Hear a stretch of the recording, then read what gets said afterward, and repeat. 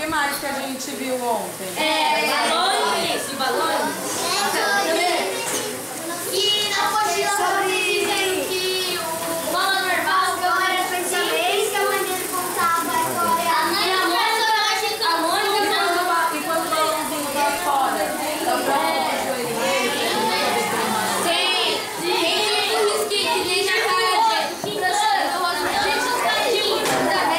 tá assim, ó.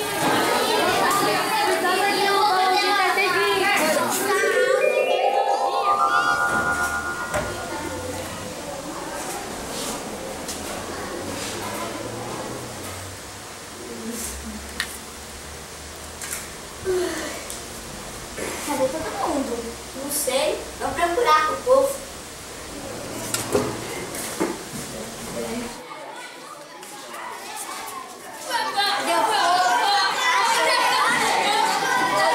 Muita aranha, porca-aranha,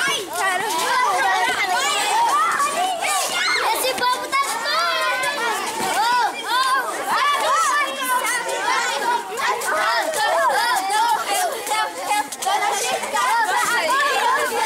Ah, mano, ninguém já falou pra gente.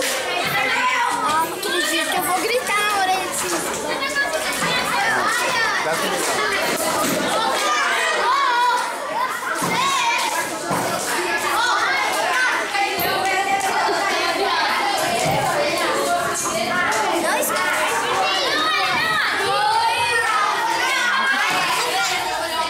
A gente virou invisível, por que será? Gente, virou invisível, mano. Ah, eu acho que eu vou dormir de novo. Quem sabe? Se a gente dormir de novo, eles voltam.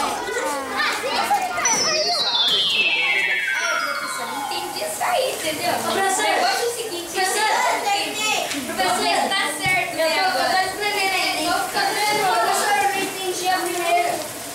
Ah, né? Certamente. Aí depois a gente tá falando isso daqui, porque eu fiquei tudo pensando, né? Aí a gente tá aqui mesmo, certo? Aí é porque a resposta é porque as duas falas são da mãe do Cascão. Elas apontam para fora do quadradinho para indicar que o personagem que está Tá fora da cena. falando não está na cena. Alguém colocou diferente? Não? Eu pus as duas falas.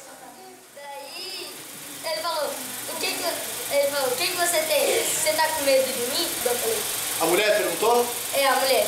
Daí dá um mijinho nas calças.